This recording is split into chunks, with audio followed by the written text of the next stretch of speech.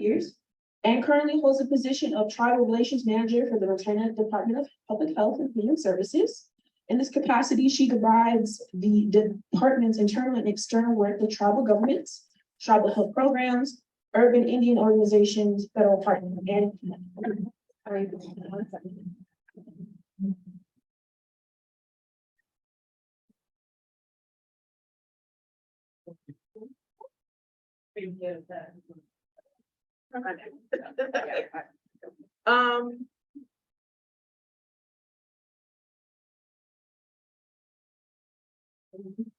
hello, I'm back. Okay. Miss Lisa was born on the Blackfeet Indian Reservation in Browning, Montana, and she is a enrolled member of the Little Shell Tribe of Chippewa Indians of Montana and a Blackfeet descendant. Lori Byron, MD MS of Hardin, Montana, practiced pediatrics for 27 years on the Crow Indian Reservation. Now she works largely on environmental issues. She co-chairs the Montana Health Professionals for a Healthy Climate with her husband. She just completed a 6-year term on the Children's Health Advisory Committee to the EPA and a 6-year term with the Executive Committee of Council on Environmental Health at the American Academy of Pediatrics. She leads a national grassroots effort with pediatrician climate advocates in all 59 AAP chapters, and she recently earned a Master's of Science in Energy Policy and Climate from Johns Hopkins. Mr. BJ is a public specialist working with the Montana Department of Public Health and Human Services. He manages the Montana Asthma Control Program located within the Chronic Disease Prevention and Health Program Bureau. He graduated from Carroll College in 2010 with a bachelor's in community health. And from 2010 to 2013, he served as a Peace Corps community health specialist in Northern Peru. In 2013, he came back and returned to Montana, where he began his work with the Asthma Control Program. He currently lives with his wife and their 2 children, and he enjoys hunting, fishing, backpacking, and a list of other outdoor activities here in Montana. And finally, Don Nelson is the state toxicologist for the Department of Health and Human Services here in Montana in the Public Health and Safety Division and manages the Environmental Health Education and Assessment Program. She received her Bachelor of Science in Environmental Toxicology with a minor in English from the University of California at Davis, and she is currently pursuing a graduate degree in public health. She has 25 years of experience in human health toxicology, environmental health assessment, exposure modeling, technical writing, policy writings, and program management. Welcome, you guys. Don't fall off the side. There's stairs on the front. Yeah, but if somebody is standing here presenting their part, don't fall off the side. Better room there.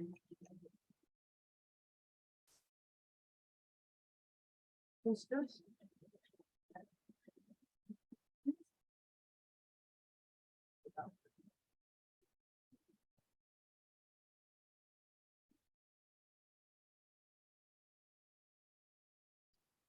Good afternoon, everyone. Again, my name is Lisa Evers, and I serve as the Tribal Relations Manager for the Department of Public Health and Human Services. Want to be mindful of time, so someone, if I get too long, please tell me. Because it can happen. So I'm coming to you today as a partner. You know, I've always considered the state of Montana a partner to tribes and to federal agencies, to IHS, to urbans. That's how I kind of approach it all. So I come to you today just with my experience and my professional work in state government, which in about 17 and a half days, not that I'm counting, 17 and a half days, I'll have 25 years in. And so I turn 60 this week, and then I have 25 years next month. And so, you know, it just puts you in a situation where you can make different decisions if you want to. Didn't plan on working for state government for 25 years. I only went to Helena because I needed dental coverage. I had moved from Alaska and I moved back to Browning. It was time to come home because you need different things at different times in your life, and I needed to be home. And I needed dental coverage, and my dad's advice was, well, go work for the federal government or the state government, because they got good benefits. It was all about the benefits. And I agree, 25 years later, look for the benefits. So, but what that does mean is it is a sacrifice to be away from family. You know, I really am the only one in Helena. I raised my son. I'm a single parent. He's now 30, living in Boston. But I'm still away from my family. And so to get home, it's a 3-hour drive one way. And I do it often. But it's taxing, and I certainly feel it as I get older. But I always believe that I could make a difference, and I still believe that, and I hope that I have. And my passion is about public service and giving people access to state government. And so I've been on the ground in Indian country, in other agencies doing Indian country economic development. You can switch to the next slide if you want. Doing Indian country economic development, working for the governor as his director of Indian affairs, now 10.5 years at public health and human services. Lots of long names and titles in this room. And so I think as you think about the work that we do as an agency, we are a large state agency, the largest in state government, over 3,000 employees, 16 different divisions. And so my role, the way I see my role is just to connect people. So I really see it as a conduit of sorts. So for those that this is your first visit to Montana, welcome. And so you've seen this earlier in Ada's presentation a little bit, but just to give you some idea of how it is in Montana, we're a large state, of course.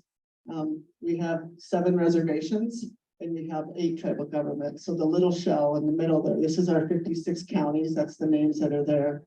And our population of American Indians, I'm going to say American Indians, Native, Indigenous, I just use it interchangeably. So I don't have a preference.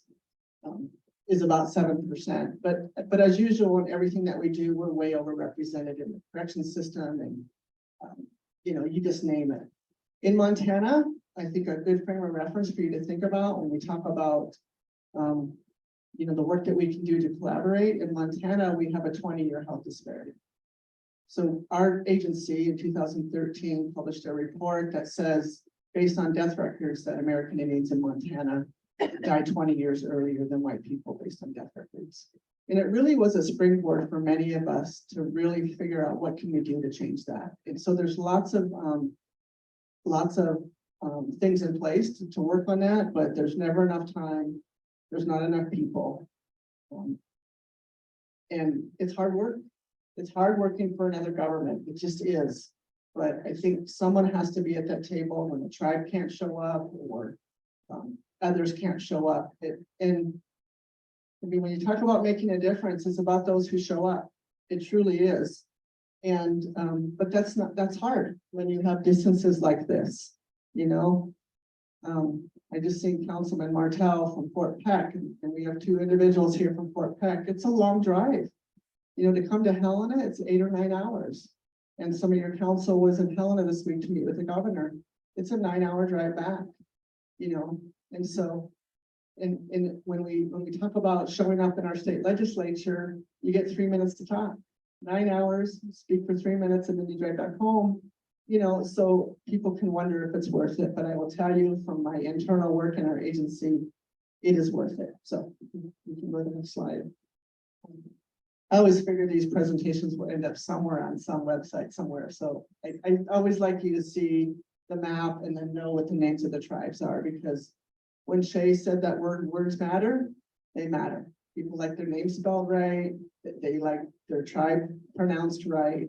So this is just it's just really critical to know names. If you look at the Little Shell tribe and that little buffalo down there with the 574, you heard Shay talking earlier about 574 federally recognized tribes. The Little Shell in Montana was the 574th tribe to become federally recognized. So we're proud of that. Glad I got to see that in my lifetime. And I recently just became enrolled there. I don't meet the criteria for Blackfeet. I'm a few smidgens shorts based on their criteria. I was enrolled at Turtle Mountain because I wanted access to healthcare. And then I just switched over to Little Shell because I qualified there. So next. So a little bit about my role in the department is I am one person in an agency of 3,000 people. The location of my position was created. I'm the first person to hold it, to carry on the work that was started in the previous administration about working differently with tribes. The governor at the time said, we're going to do this differently. We're going to go to the tribal chambers at every reservation, and we're going to work differently. And we're going to invite them to Helena to come and talk to us. And we're going to work on collaborative issues to make it better for those that we serve across this entire state. So they created my position in the department. I left the governor's office, walked down the front of the Capitol with him and walked over to my new job here, which is about 10.5 years now.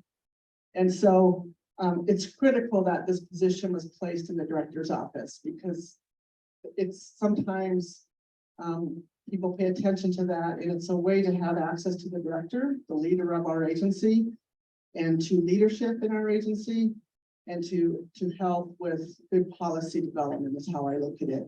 So it's critical to our partners, the Indians we serve across Montana and all of Montana in a way.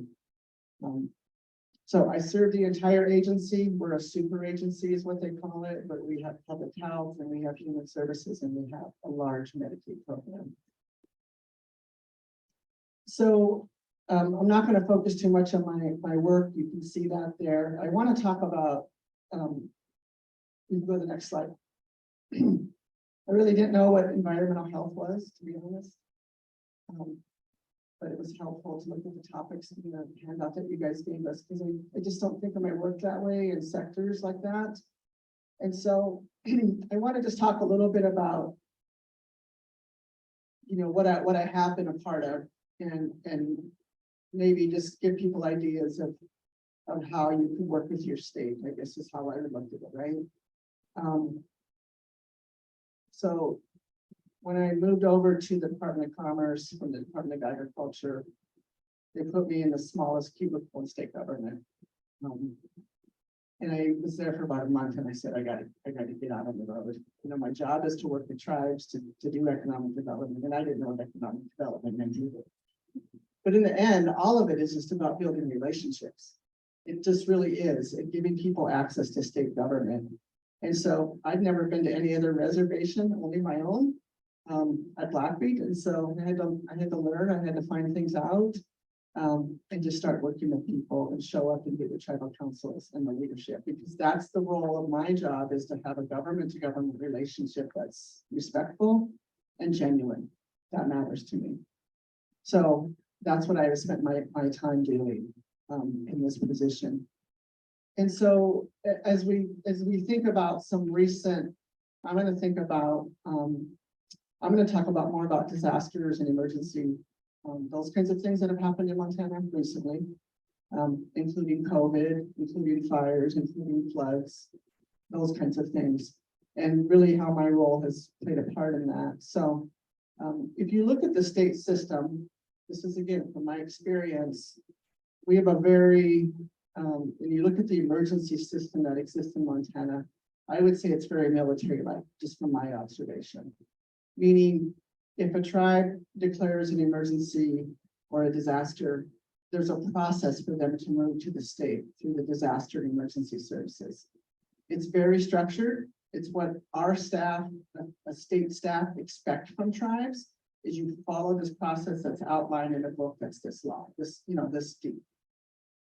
I seen that book because we were in the middle of a fire at Northern Cheyenne, and the staff decided they were going to go deliver the manual report to Northern Cheyenne. I remember that. And that's not the best time to be delivering a manual, about what you're supposed to do. And so, so it's this very structured approach. And, you can build that manual and you can go through exercises and know that that's how it's supposed to work. But I'm telling you, it doesn't work that way. It just doesn't work that way. People in crisis aren't thinking clearly. They're going to go to who they know.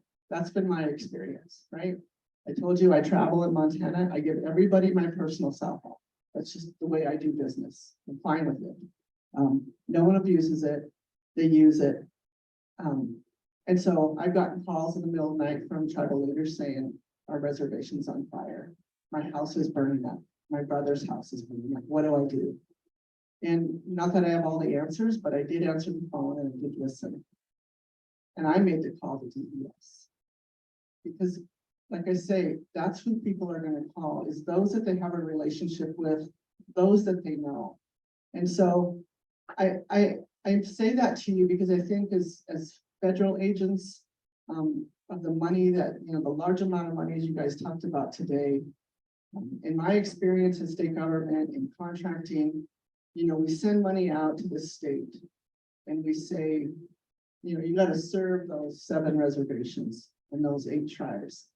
But we don't, you know, nobody's asked them to prove that they have that relationship built.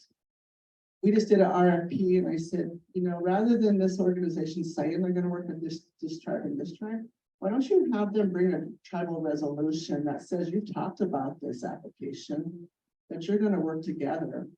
And so you have some sense that, yes, they're gonna serve. That's the commitment you need, rather than just words and promises that never come. And I think as a federal agency, and that's who I'm talking to today, I think you can do it different. And I know we all can do better. We as a state can do better. I think you can as well, because that's too much money going out to serve the underserved in states like Montana. A 20-year health disparity. We're losing generations of people long before we should. And so you can be a factor. You can make a difference in that. It shouldn't be forced, but most times it is. It has to be. I presented on a national conference for food nutrition services about tribal consultations and their requirement. And I said, so what is your requirement? Well, every state has to consult with tribes. Okay, so what's the consequences if they don't? Well, we don't have that figured out yet. Well, you have to just think about that. So please, as you develop policy, as you think about those that you're serving in communities like Montana, you know, you'll get to see the Crow Reservation an hour from here. But if you got to see Fort Peck or Northern Cheyenne or Blackfeet or Rocky Boys, they're all gonna look very different. The resources are different. The transportation is just non-existent. And so these are real life situations that are impacted by the funding that you have, the difference you want to make in the programs you deliver. So just think about that. One of my commitments that I've had in our agency, because Medicaid is so big in Montana, we cover 324,000 lives in Montana on the Medicaid program. That's almost 1/3 of the population in Montana. That is huge, right? So I bring the Medicaid director out with me. I do a tribal tour out to every community, every tribal community in the spring and fall. I've always brought the Medicaid director because I want them to see, I want them to have an experience. I want them to understand that their decisions impact people, real people. And so when they're sitting at the desk in Helena, I want them to think about that. And so we have a new Medicaid director from Kansas, and he doesn't understand the distances. He said, we're going to Fort Peck, we'll drive back on Friday. He's like, what do you mean all day Friday? I said, it's 8-9 hours. Longer if you stop for lunch. Like, unless people have that experience, they don't know. And so this isn't rural Montana, this is frontier Montana. And so I hope when you come back to Montana, you get a chance to go a little farther out of the city and see some of that. Because that's going to help you make your decisions of who you fund, why you fund, the populations you really intend to serve. And as you think about this emergency structure that's required to go in place, I just haven't seen it work the way it was intended. And so, you know, people will call the governor's office because they know the governor's office. They know the governor is trying to have a relationship with tribal governments. So they'll move outside of that system, and staff don't handle that very well because, like, here's the rules, here's what the books say, you're supposed to do this. And you know, my suggestion to our disaster and emergency services is get a tribal liaison, create a position that can build those relationships during non-critical times. So is there a way for tribes to come to the state for resources? Absolutely. And we provided many. COVID was a whole nother thing. I was deeply involved in that effort. The governor at the time wanted to make sure that tribal communities were tested. And we did a mass testing in every single tribal community, 8 different tribal communities, and tested thousands of people in 5 weeks. It was an incredible partnership of trying to make sure people didn't die. You know, from April 2020, from March 2020 to October 2020, American Indians in Montana were 32% of the deaths. That tells you the impact that these kinds of environmental health disasters, or whatever the right terminology is, has on people that have a high health disparity, all the things that we talked about this morning, is, you know, diabetes, cancer, those kinds of things. So, you know, I didn't know anything about lead testing. That was a fascinating discussion to me. I fish, I tie flies. And when I'm fishing that big river and that water's deep, I weight my flies. And you can go buy lead to weight those flies, or you can do non-lead. I do the non-lead. But it's still very much being inputted into my water source. And that's just the fishing that I see, you know. And so this is really serious stuff that has impact for individuals for a lifetime. So I think just hold people accountable. You know, I heard what Bill Snell said today about tribal consultations and accountability. And I will tell you, we do tribal consultations in our agency, 1 to 5 a year. But if I'm going to hear what he said be accountable and tell us what you did with that advice. We don't do that. We can't figure out how to get minutes done and post it and tell people, thank you for your input. Here's how we used it. We can't figure it out. And I think as we talk about federal government and state government and big agencies, in my experience, we got very, very tiny, small teams. And finding someone to come and take minutes that has the knowledge and experience to understand the language used in whatever tribal consultation it is hard to find. So, you know, think about building your own infrastructure and how you can strengthen that so you can better serve during whatever disaster, emergency, or issue that these folks are going to talk about might be. So I think I just want to be mindful of time here. So I think with that, I'm gonna leave it at that. I feel a little bit disconnected as we try to make up some time here and be mindful that everybody gets a chance to present. But you know, and if you have any questions, I'll answer those. Thank you.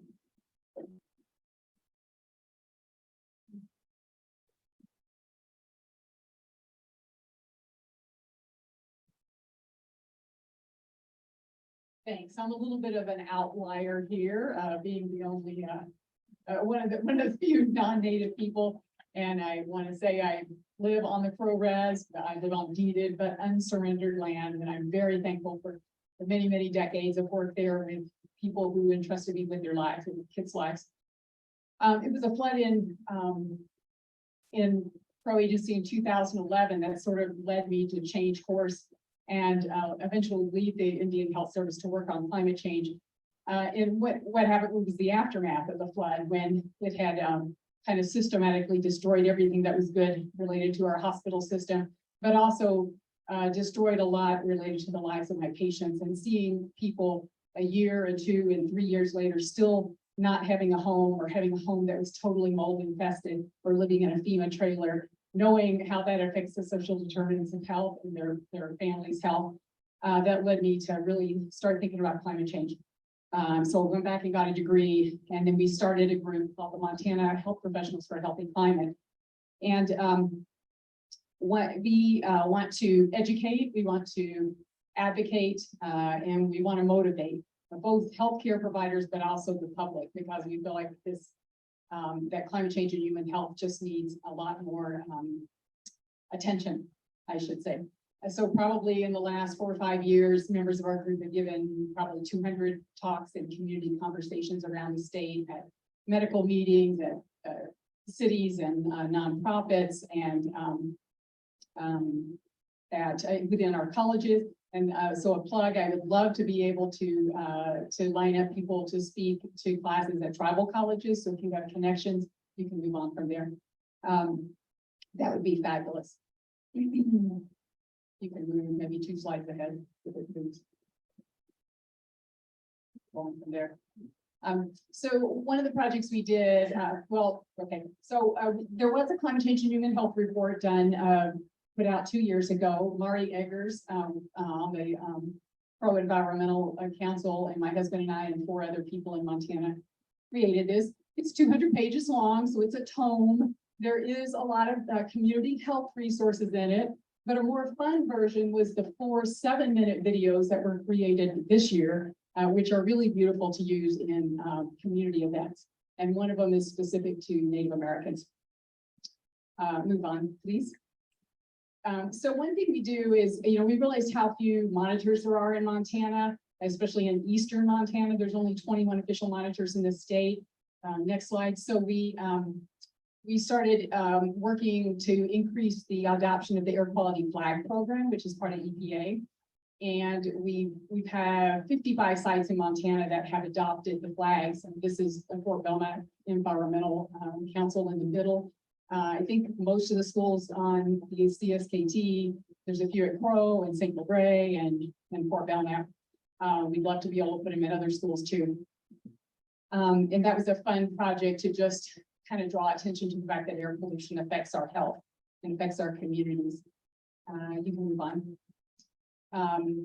We also have a training, a 10-hour training with continuing education through the Montana Public Health Training Center. It's called Climate Change and Human Health in Montana, that people can take for free. You can move on. We also have a series of banners. So we've been working on figuring out ways that providers can, with their limited time, can affect patients and the people that they serve and let them know that they're concerned about climate. So we created these big floor banners that are on a rotating display. So they're going to the CSKT, I think next month. They've been all over Montana. They go for a month and then we pay to have them shipped to the next site. And it's just a nice way to have it out there where people are having to wait, because we really have to wait in clinics, and let people know that we're concerned about climate change and human health. We've worked with several communities in Montana, helping them create their climate plans. We visited with the climate planning program in both the CSKT and the Blackfeet, but they didn't really need any help with their health sections, which was great. But if anybody's creating a plan and has less resources, people from our group would love to be able to help. Next slide. So this educational program, in addition to the banners, there's a section on our website, and we have it completed for wildfire smoke and for pregnancy, because heat and air pollution both have significant effects for the fetus and the mom. And so we have these beautiful flyers that we can print for anybody that wants them. Next slide. We were super honored to be able to testify at Healthy Montana, and I think a huge portion of the success of the state was having Lillian and Ruby from the Crow tribe and Sariel from the CSKT tribe to be able to testify there. Next slide. And then Mari Eggers was on our board for a while, and she obtained some funding at Crow to work on green and healthy homes, which is a huge climate change thing, because these really poorly made and declining homes are it's a huge amount of energy and so cost for the family, but also affects their physical and their mental health. And it's also a climate change issue, because it's emitting a lot more gas to even try and make them bearable in winter or summer. So she got an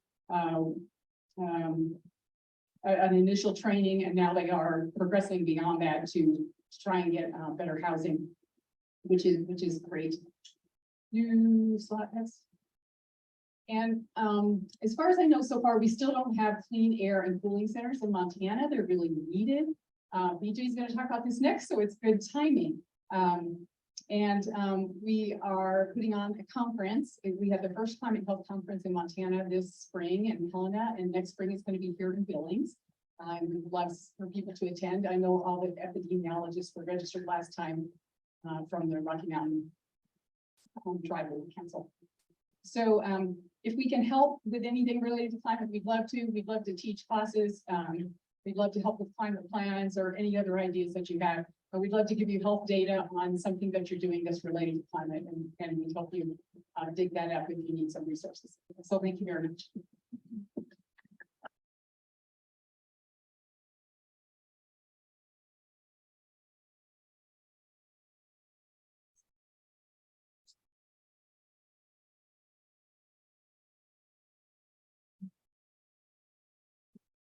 Well, while they bring my slides up, I'll just introduce myself. So my name is BJ Vespucci. I manage the asthma control program and the school health programs at the Department of Public Health and Human Services. We're kind of buried within one of those divisions that Lisa talked about, in Public Health and Safety Division, and then in the Chronic Disease Prevention and Health Promotion Bureau. So I work with programs like the Diabetes Prevention Program, asthma home visiting, and cardiovascular stroke program as well. So we're through all of our programs, we do try to work with tribes. We have some have been more successful than others. But I'm going to talk to you about air quality, specifically related to wildfire smoke in Montana.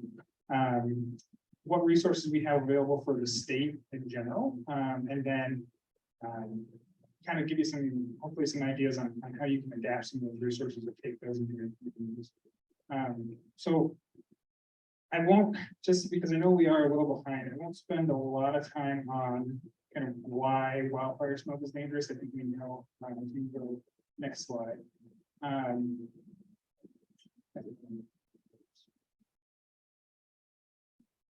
Yeah. Yeah.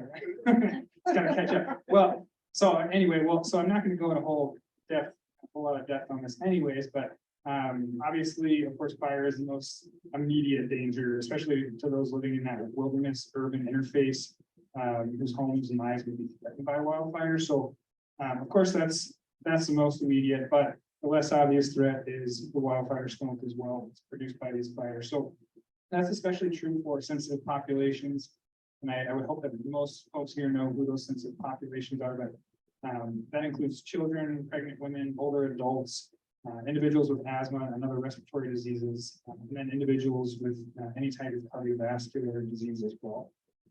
So in total, that kind of combination of individuals makes up about 30% of the population in the whole. So give or take a little bit, but it's a significant amount that we really need to focus our messaging for the general public and then also for that specific group. Next slide, please. I won't spend time on this. I can kind of jump over it, but this is really just to demonstrate the size of that particulate matter, the PM 2.5. And so that's what we talk about when we're looking at those health categories and the different cutoff points for the different health risk categories. And PM 2.5, if you don't know, is just that just explains the diameter of 2.5 microns across. PM 10 is your 10 microns. But I think the important thing to know here is that when the smoke gets into the atmosphere and that it kind of interacts with that, then we see those secondary particles and gases such as ozone, and that's going to impact those people with asthma and respiratory diseases. And then there's, of course, just all the nasty stuff that's in wildfire smoke, acridine, benzene, formaldehyde, all those carcinogenic chemicals and compounds. So those are going to affect, again, just anybody in the general population, but certainly those most at risk. Next slide. So I'll make this slide really brief. This just demonstrates the health risks from particle pollution and ozone pollution, going all the way from premature death to asthma attacks, lung cancer, susceptibility to infections. And so it's kind of a wide gamut there. Next slide. So how do we communicate these health risks at the State Department of Public Health, and then hopefully filtering out into community health departments and tribal health departments? So due to the lack of an official air quality program at DPHHS, the Montana Asthma Control Program kind of serves as the de facto air quality program for a lot of the messaging that comes out. And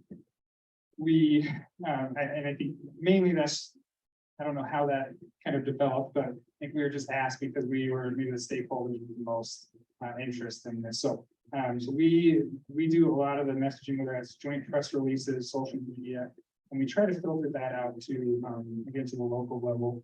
We work with DEQ, the Forest Service, the Montana Department of Commerce, and DNRC, and kind of a interagency wildfire response team.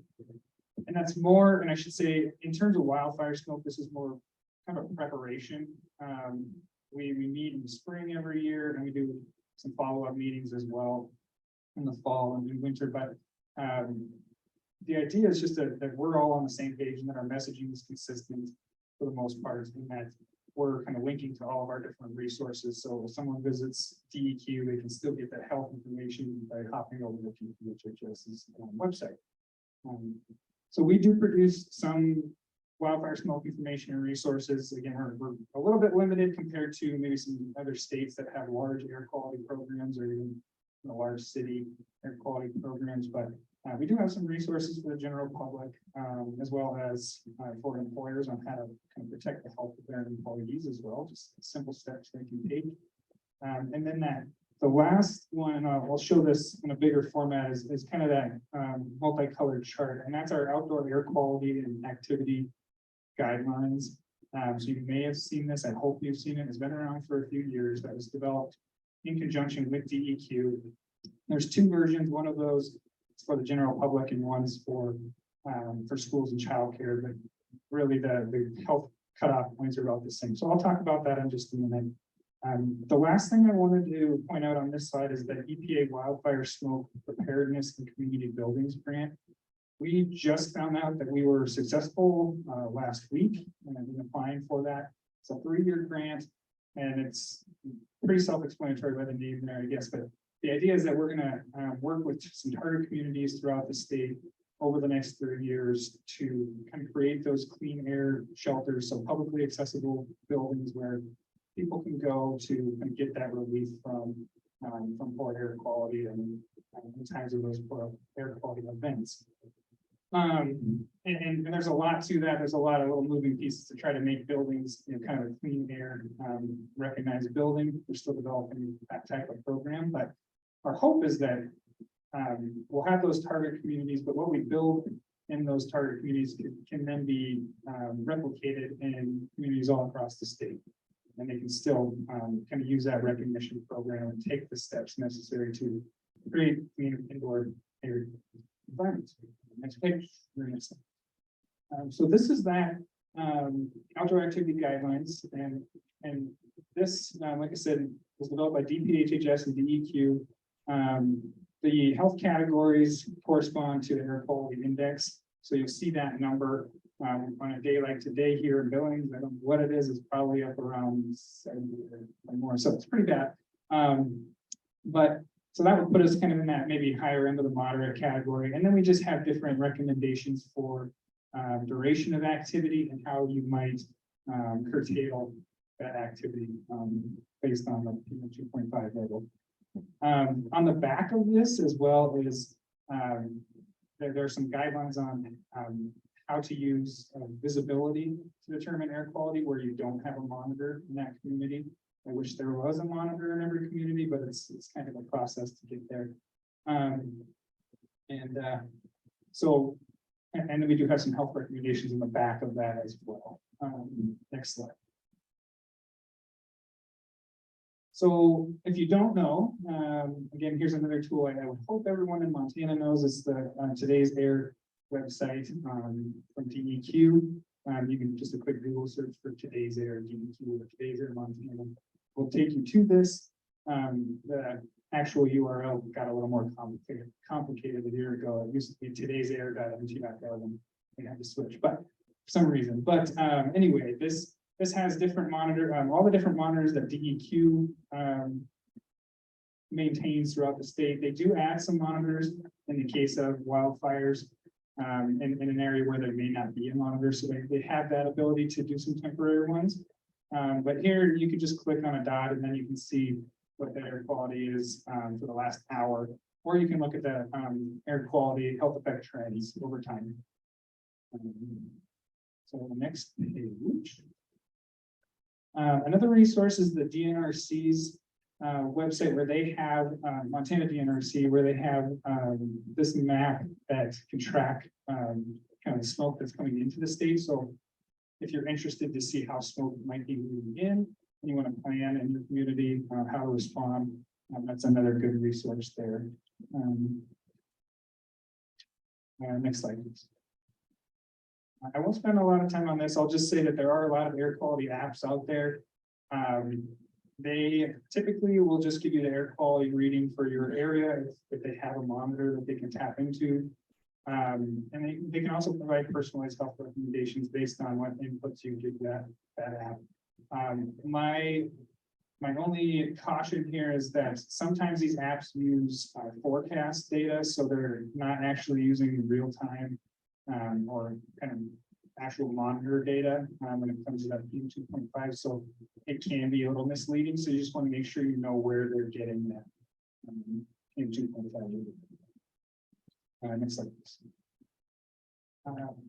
So in 2020, DPHHS adopted a set of administrative rules regarding matters of public health in schools. The Montana legislature granted DPHHS the authority to set these rules several decades ago, but these rules were several decades out of date. There was references to smoking in a teacher's lounge, and just a lot of other issues. So you heard about lead testing in schools. That was one requirement that was put into that rule package. And then there were also indoor and outdoor air quality sections that were added, and really we're trying to not make any of these rules burdensome on schools, whether that's tribal or non-tribal public schools.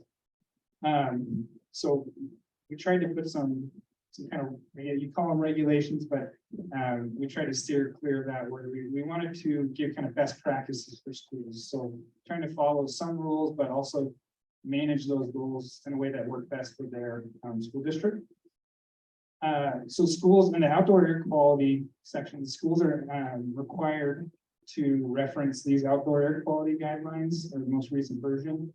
That doesn't mean if the air quality is at 101 and it says, consider canceling events, that they have to do this. We still want to leave that power with the schools, but we want them to at least reference this so that they know what the health categories are. Okay, and we'll cruise through. And then the only other thing is that schools should have a written protocol for minimizing infiltration of outdoor air into their building. And again, that can vary widely. Next slide. So what resources are available? Jump ahead one more. This is our website, dphhs.mt.gov/air quality. We, like I said, we have different recommendations, different resources on there. Next slide. And I'll let you check that out if you're interested. We have kind of HEPA air purifier bite. One resource that is the wildfire smoke communication guide. This is a resource for public health officials. You're not a public health official, but you do some wildfire communication. You can certainly reach out to us and we can still get you this. It just has a lot of kind of social media, example press releases that can be used, can be adapted. It just gives you some place to start when you're thinking about how to message in an emergency related to wildfire smoke. And I'll try to be quick here. So you also may have heard about this Air Purifiers in Schools program. With COVID relief funding over the last couple of years, we were able to distribute over 11,000 HEPA air purifiers to schools, so K-12 schools, and that includes tribal, just K-12 public and private schools. So just a really great program that ended at the end of June, but there's a very good chance that your school district or your schools have these air purifiers, and it's just, I think the biggest thing is them being aware how to use those or during poor air quality. So next slide. And now I'll just finish here by going through some resources really quick, just a couple of websites. This is firesafemontana.org, firesafemt.org. They have information about active fires. And then information for landowners as well as try to create those safe spaces around their house. Protect your homes from wildfire. Next slide. And then Montana Wildfire Smoke.org. This is obviously by the name, just much more focused on the smoke side of things. They have some really wonderful resources and it's all evidence-based information on health risk, clean indoor air, how to create box fans, box fan filters, those types of things. And so another great partner. Next slide.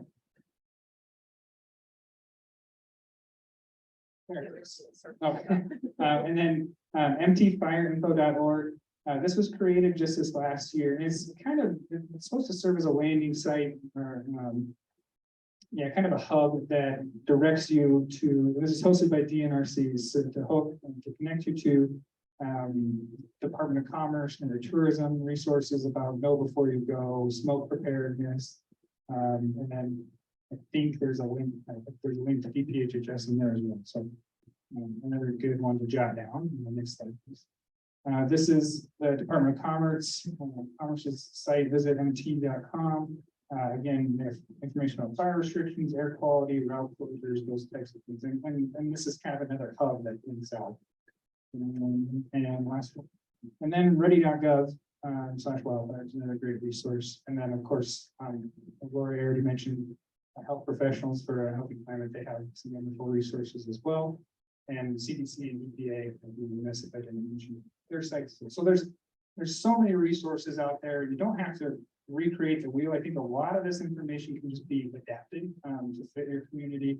And again, we're always looking for ways to get that information out and try to adapt it if we can from our end. So any input, we're always open.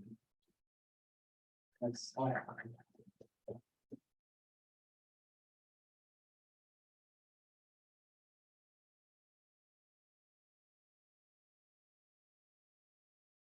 Hi, everybody. Again, my name is Dawn Nelson. I'm a state tax officer, and I can read the rules, but I would not see you. So if you raise your hands, I apologize, I can't see you. So thank you for inviting me to be on this panel. I have not been to any one of these summits before, so this is really exciting.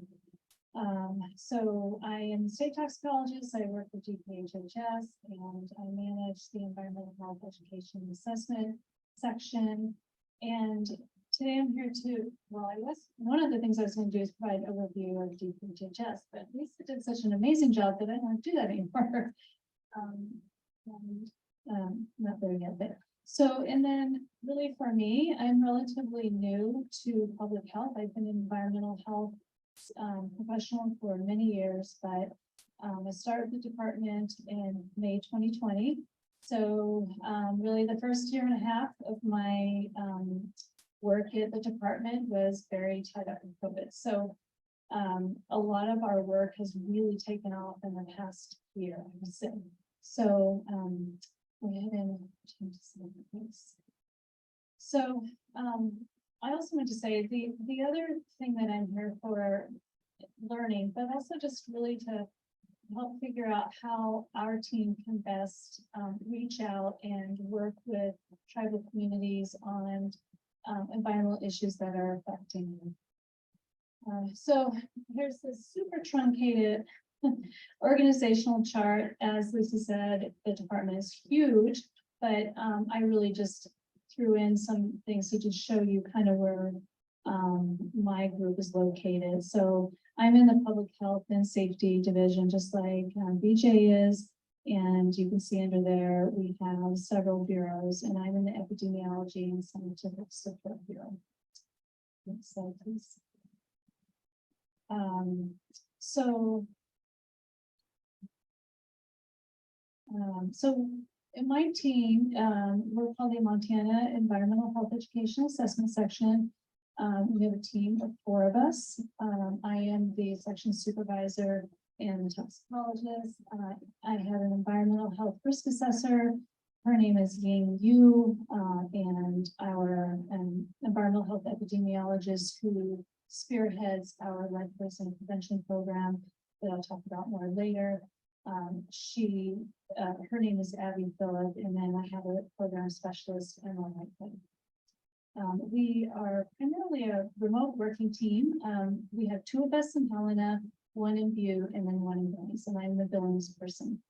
And I do travel to Helena, mostly once a month, but there are a few months that I skip because of weather.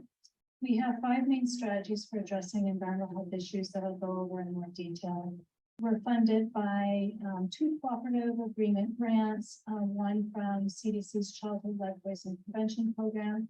We received funding in late 2021 and launched thereafter, although we really launched closer into early spring 2020, just because I was staffing for roles for that program. And then our other grant is funded by ATSDR. ATSDR is, and I always have to read this because I can't remember the acronym, which is APATREE, but it's ATSDR's partnership to promote local efforts to reduce environmental exposures. And our section was originally funded in 2017, and we just received funding for another grant cycle, which is going to be 5 years. So exciting. Next slide, please. So I'm going to just skip over this one because my focus was, well, you did get the update. Yeah. So here you just have, the kind of key takeaway from this slide is that one of our kind of cornerstone successes has been partnering in collaboration with a lot of different agencies from local level up to the federal level. And even within our own department, we have many programs that we partner with. For example, we partner with BJ and his group, where we have been able to offer some funding to child care facilities to put in to install HEPA. Seriously? Okay, we're gonna just move on. So those are partners. So let's go to the next slide. So this is how do we address environmental issues out of our section? So we have several strategies. One of them is that we assess human health risks related to exposures to harmful substances, especially at Superfund and other hazardous waste sites.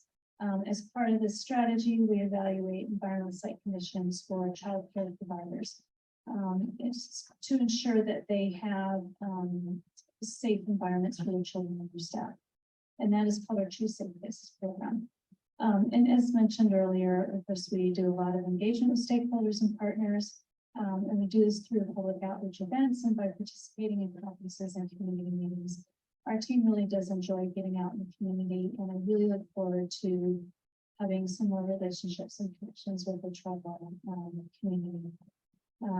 We provide environmental health and toxicology technical assistance to community members, stakeholders, and partners, and we create and disseminate environmental health education resources through a variety of ways.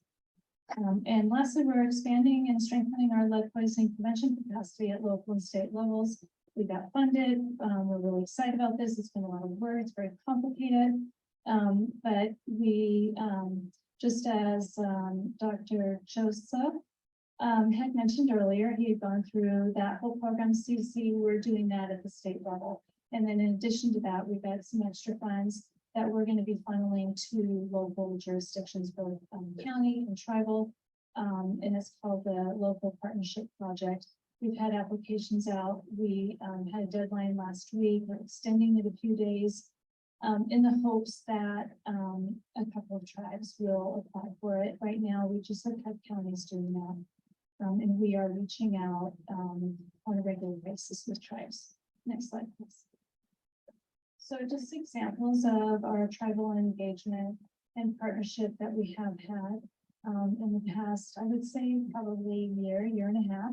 So we've had a couple of technical assistance opportunities with tribal members. One was a request from the Fort Peck Tribal Health Director to investigate the potential link between possible benzene contamination in drinking water that occurred during the late 1990s and the concern of elevated cancer incidence on the reservation.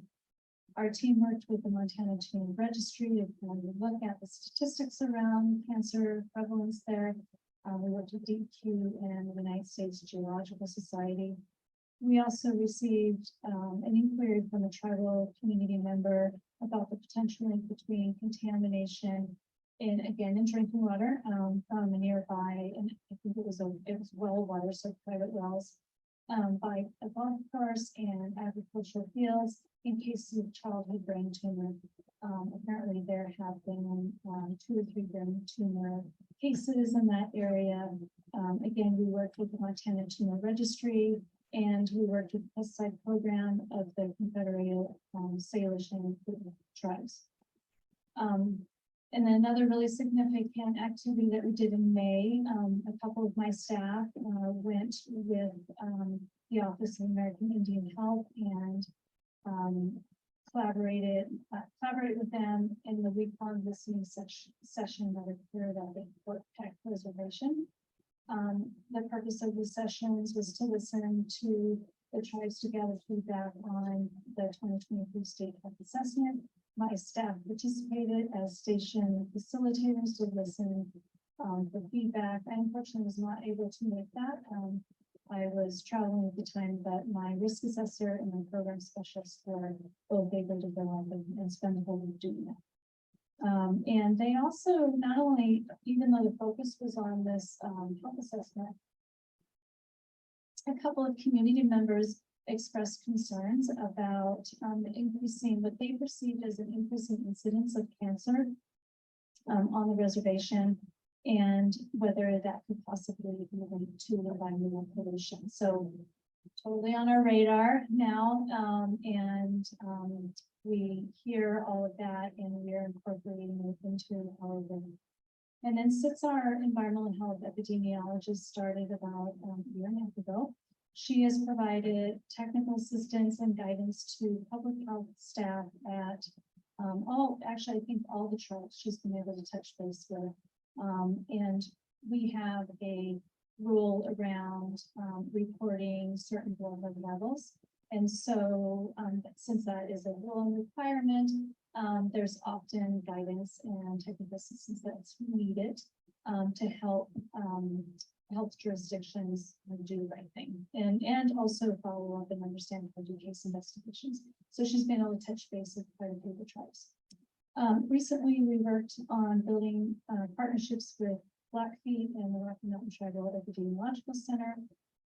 Tribal staff are on our lead poisoning prevention advisory committee that we've been trying to build over the last year and a half. 1 or 2 people are attending meetings, and they receive regular program updates. And they have also provided feedback on our statewide childhood lead screening plan that we are still drafting, but we are in the final stages of it. And hopefully hope to get that out in the fall. And so I think I have one more slide.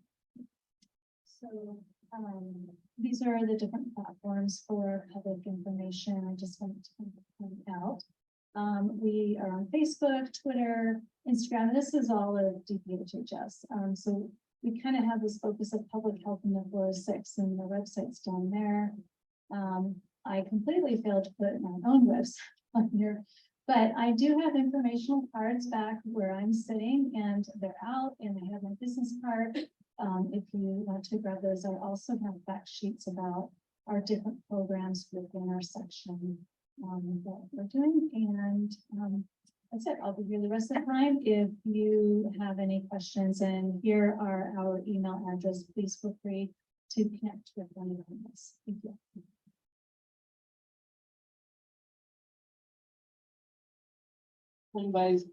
Time goes by so darn quickly.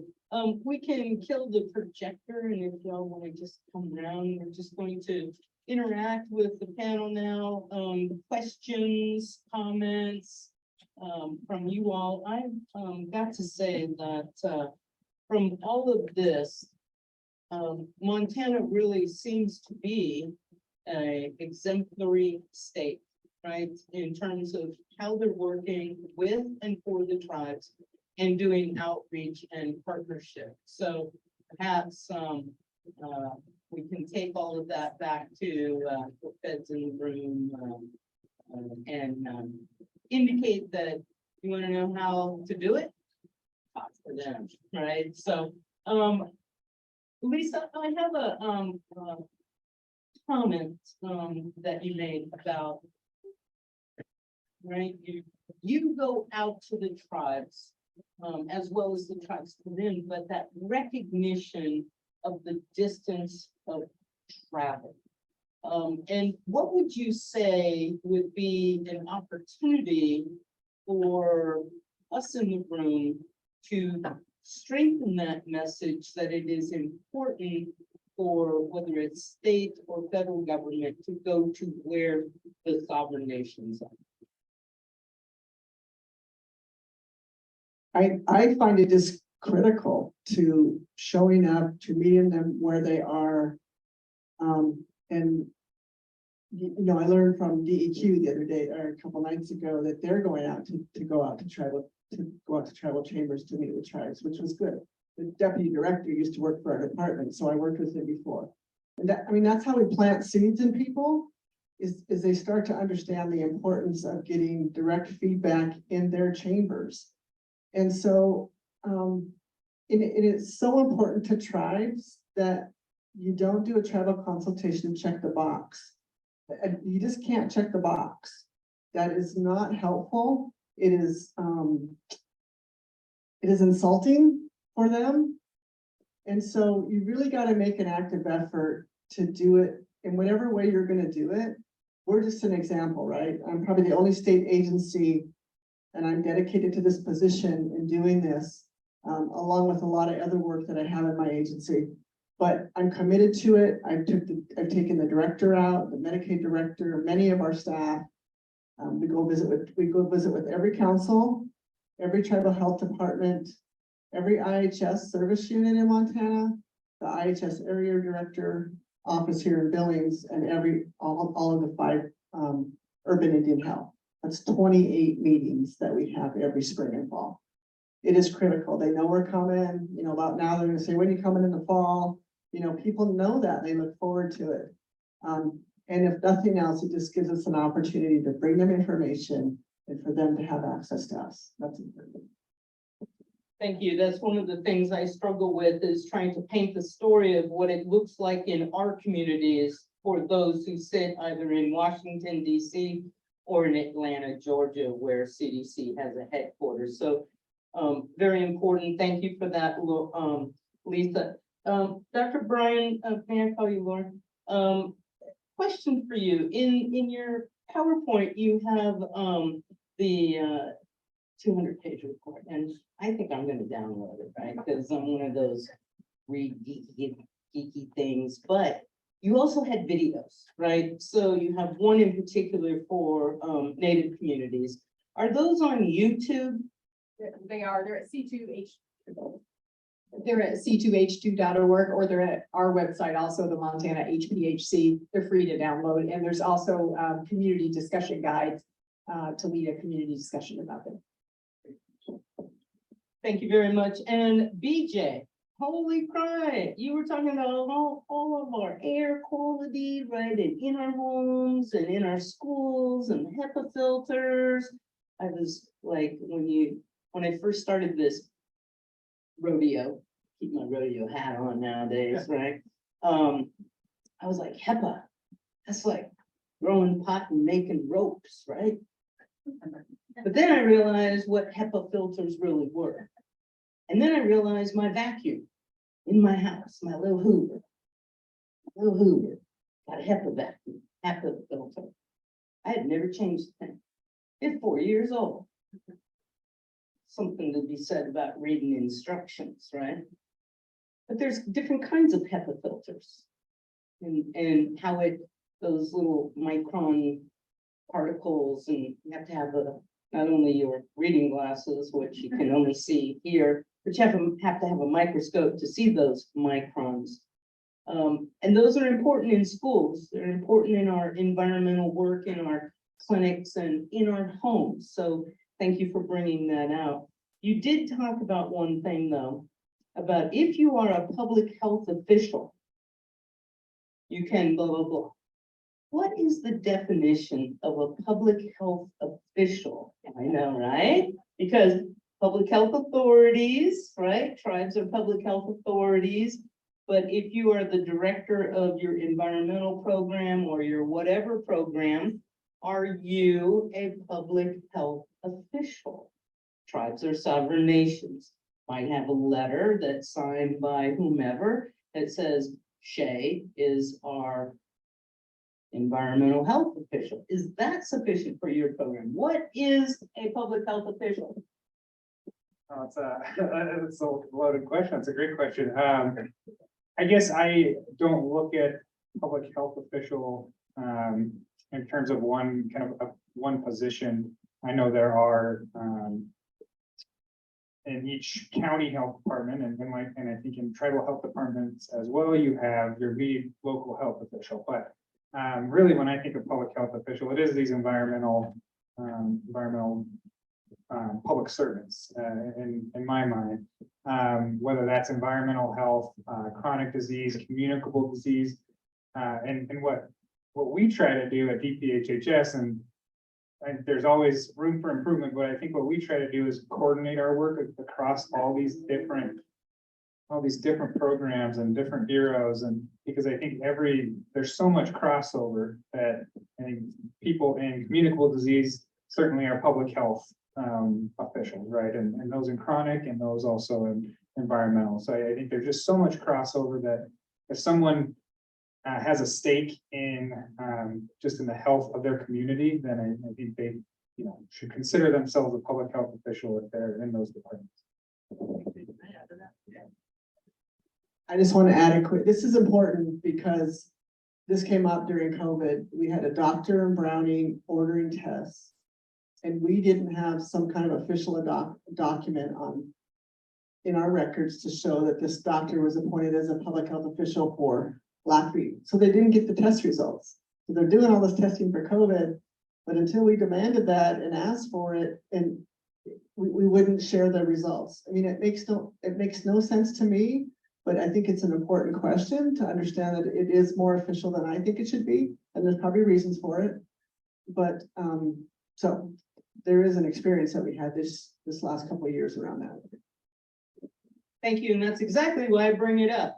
Therefore, according to the state of Montana, our wonderful BJ, all of you raise your right hand. You're about to be sworn in as a public health official. Come on, raise your right hands. Yeah, there you go. You are officially sworn in. Thank you so much, BJ. I know. It's difficult, but you might want to change up your presentation because somewhere there's going to be another Shay asking you that. But again, those words matter. Right? Words matter, titles matter, whether you are a community servant, because we are all serving all of our peoples, right? But you have to have that official piece of paper. So just wanted to pull that out and again say thank you. And I imagine that the Montana Smoke website is probably crashing right now because of all of the users on there with the Canadian fires, and we have so many fires. We have Salish Kootenai has a number of fires going on, and big shout out to our Indian country firefighters and our hot shots. Keep them in your prayers and thoughts. And then Don, as a toxicologist, right? I always thought that somehow was connected to like animals, and after you hunt something and then you want it stuffed, right? And then I realized later in my education that a toxicologist was something completely different, right? And that takes a lot of education.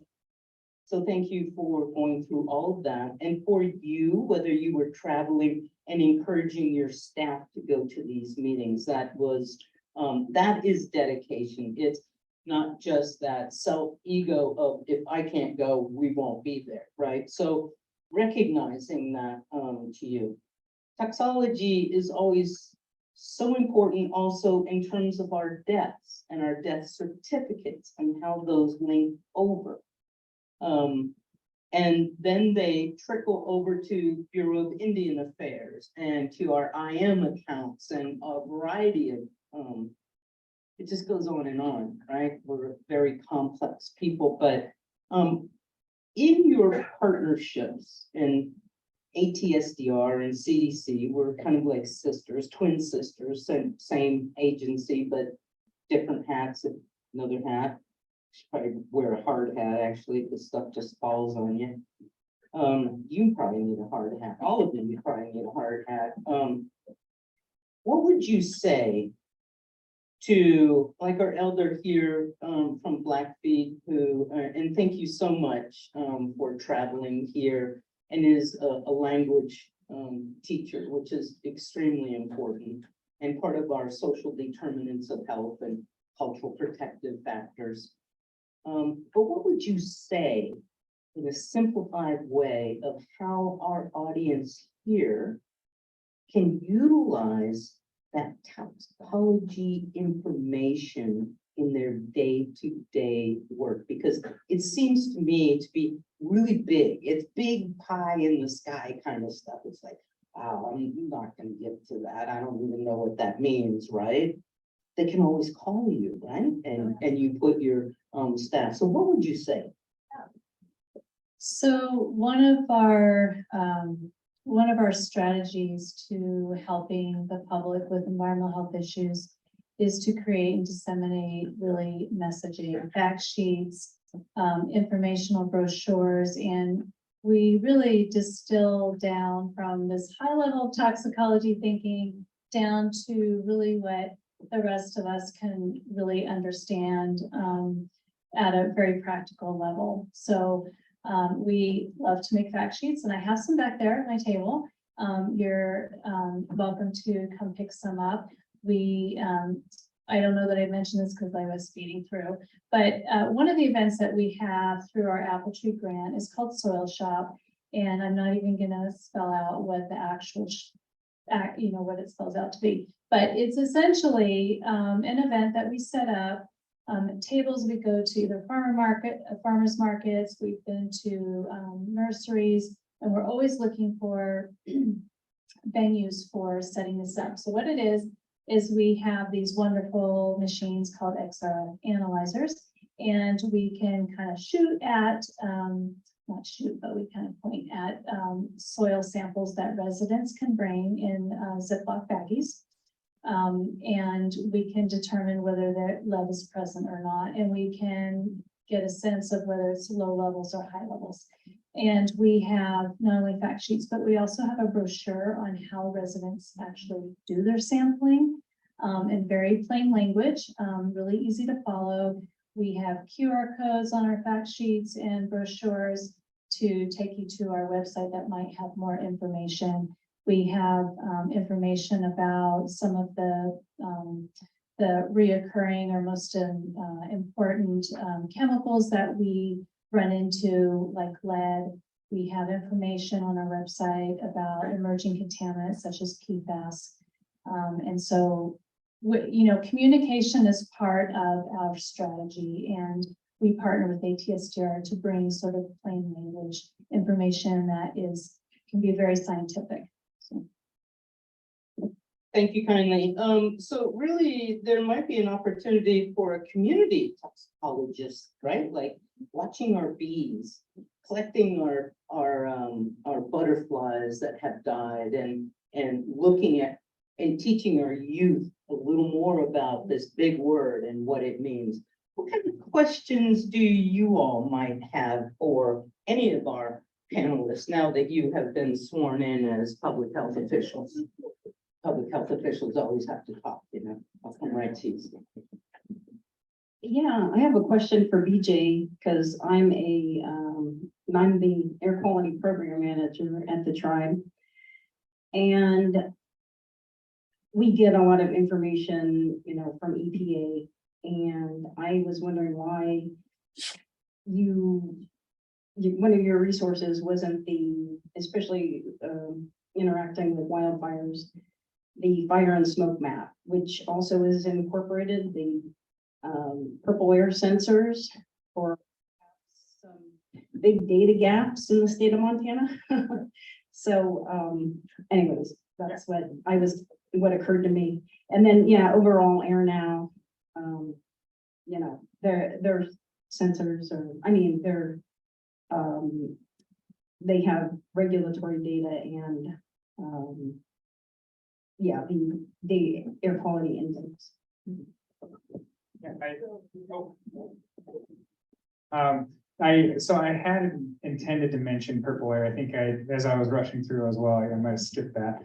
I hesitate to mention purple air monitors because that's just one company. You know, it seems like, you know, we don't want to just endorse one, but I know that they have a map that can fill some of those gaps, but those monitors are not necessarily calibrated all the time. So I think that if someone's going to look at that map and try to understand different readings from the purple air, they just have to be aware really of where that's placed, because those monitors could be calibrated in a good spot, or they could be right outside of somebody's vent in their home, you know, and it could be picking up a kind of a different reading or false reading. So of maybe some exhaust that's coming out of their house. So I think that's why we're a little wary of that. But the NC Web, I think when it comes to the wildfire map, NC Web's a great one as well. I think there might have been a couple other resources like that I missed. But the purple air monitors, one thing I will say about that is that there is an effort through DEQ right now to get purple air quality monitor, purple air monitors in all the high schools throughout the state for all public K-12 schools. So that includes all tribal schools as well that are interested. And the hope there is that ahead of athletic events or any kind of outdoor events that are near that monitor, they can have a better idea there as well. And I think DEQ intends to provide some support with calibration as well. So great, thank you for mentioning that tool. Right, so fire.airnow.gov does incorporate the purple air monitors. And when we did the flag program, we were able to give a purple air monitor to each of the schools and clinics. But this is a much bigger project. You guys have a lot of deeper pockets than we do. So just a couple of things really quick with that just something came up with the air monitors.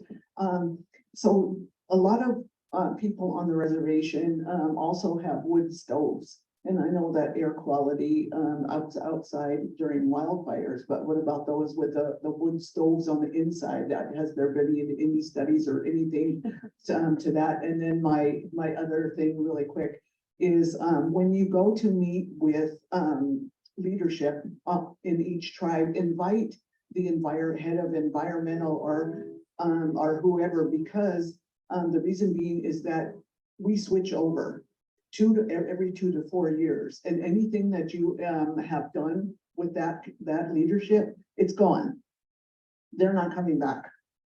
So if you invite like the head of environmental, it can continue on with that relationship, and whatever you was working on continue to move forward instead of coming to a halt right there with the leadership that you just spent 6 months with building up that relationship. Yeah, so particulate matter is a real problem in homes with wood stoves, and there are no air quality standards indoors. But especially the hour when you wake up and the hour when you get home from work, around 4 to 5 in the afternoon, the air quality in most homes that have a wood stove is about 10 times the outdoor air quality lower limits of what's acceptable. So it is a real problem. And as you've read over the last year, gas stoves are a real problem too. And again, when you're cooking in the morning, at lunch, at dinner, across the house, there's a dramatic increases in the amount of particulate matter in the home. HEPA filters do help a lot.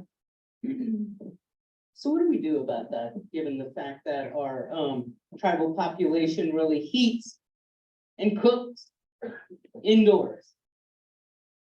Right, so what do we do? I mean, the HEPA filter program ended in June, so now we know this. So going forward, what can we do together? and there are some HEPA filter distributions in the state. They're mostly focused because of wildfire smoke, but they work for anything. So, you know, sometimes you have access to be available to get free ones. The box fan filters work. But again, if you're in a low quality home that's not well insulated, it's really hard to get the air clean. It definitely gets clean if you're in a home that has decent insulation. If you have a gas stove and you have $50 to spare, you can buy a induction burner and just use that for most of your cooking, except when you're cooking on more than one burner. And that actually helps a lot too. I know Lisa wanted to, add to this. Well, I just want to add to Cinda's comment that when we meet with leadership, we do invite the tribal health director. And then we meet with them separately as well, because they're different conversations in front of council than what it is in an individual meeting. And then the rest of that, I honestly leave it to the council. I'm really mindful of not getting in the middle of tribal business. And so the health director is always there. And then I leave it to the tribe. If they have some of their tribal programs that involve our department, that they would invite them, but the health director is always there, just so you know, Cinda. And many of them have stayed, like you say, as leadership changes, those continue on and can stay there for years. And so you do want to continue that relationship. And they should hear what you're saying to the council about Medicaid and all the programs that we talk about, so. What other questions? Comments? It's a great panel. I've learned so much. I need to get together with you about those little tiny micron thing in my bothers, right? Nano particles. Yeah, it's a 200-page report. No, I probably won't sleep all night because then I'll be tossing turning about all the new information. Anyone else? Round of applause for our panel. Thank you so very much.